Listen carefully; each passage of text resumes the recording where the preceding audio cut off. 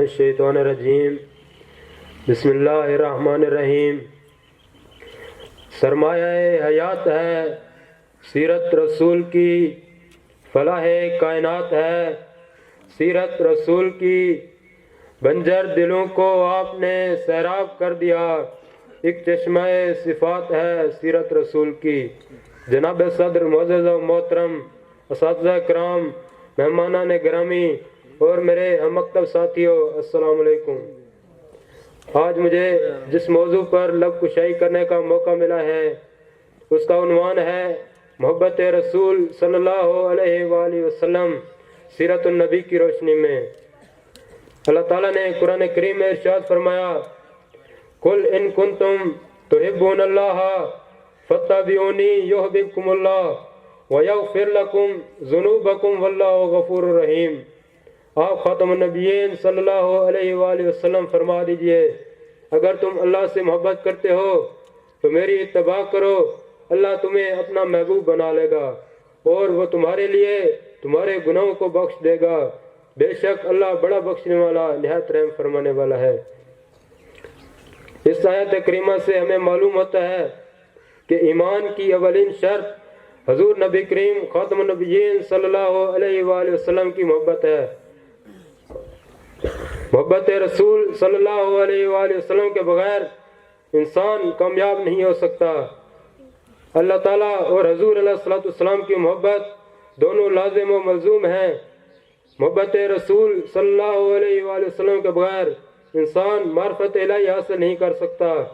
اس لیے ہمیں چاہیے کہ ہم اپنی زندگی میں اور اپنی تربیت میں حضور علیہ السلام کی محبت کو شامل کریں تاکہ ہمارے سینوں میں محبت رسول صلی اللہ علیہ وآلہ وسلم سرایت کر جائے۔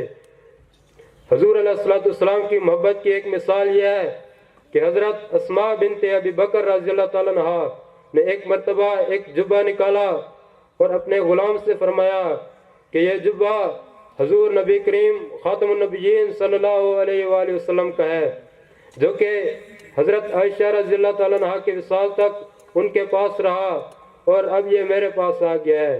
اور جب ہمارا کوئی شخص بیمار ہوتا ہے تو ہم اس جبے کو دھو کر اس کا پانی مریض کو پلاتے ہیں تو وہ صحت یاب ہو جاتا ہے۔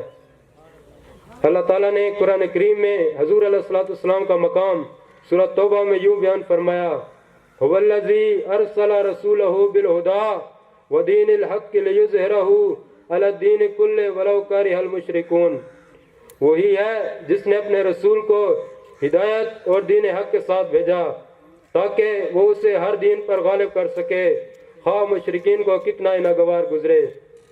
صحابہ کرام رضی اللہ تعالیٰ عنہم کی نبی کریم خاتم النبیین صلی اللہ علیہ وآلہ وسلم سے محبت کا اندازہ اس بات سے لگایا جا سکتا ہے کہ غزوہ تبوک کے موقع پر جب حضور علیہ السلام نے جنگ کا اعلان فرمایا تو صحابہ کرام رضی اللہ تعالیٰ عنہم نے اپنا مال حضور علیہ السلام کی بارگاہ میں پیش کر دیا، اور کچھ صحابہ کرام رضی اللہ تعالیٰ عنہم کسی وجہ سے جنگ میں شریک نہ ہو سکے تو جنگ سے واپسی پر انہوں نے حضور علیہ السلام کو سارا ماجرا بیان کیا، لیکن حضور علیہ السلام نے ان سے بات کرنے سے انکار فرمایا اور صحابہ کرام رضی اللہ تعالیٰ عنہ کو بھی ان سے بولنے سے منع فرمایا، یہاں تک کہ ان کی بیویوں کو بھی ان سے جدا کر دیا گیا۔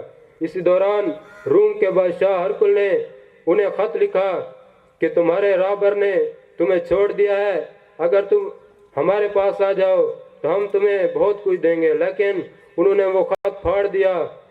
پھر اللہ تعالیٰ نے قرآن کریم کی سورۃ التوبہ میں ان کی توبہ کی قبولیت کا ذکر فرمایا۔ کسی شاعر نے حضور علیہ السلام کے مقام کو یوں بیان فرمایا، لا یمکن الثناء کما کان حقہ بعد از خدا بزرگ تو ہی قصہ مختصر، کہ خدا کے بعد اگر کسی کا مقام بلند ہے، اگر کسی کا مرتبہ بلند ہے تو وہ حضور علیہ السلام کی ذات ہیں۔ اس لیے ہمیں چاہیے کہ ہم اپنی زندگی میں حضور علیہ السلام کی محبت کو شامل کریں تاکہ ہم اپنی زندگی کے مقصد کو پالیں۔ آخر میں انہی الفاظ سے اجازت چاہوں گا، لوح بھی تو، قلم بھی تو، تیرا وجود الکتاب، گنبد آب گینا رنگ تیرے محیط میں حباب، شوکت سنجر و سلیم تیرے جلال کی نمود، فقر جنید و بایزید تیرا جمال بے نقاب۔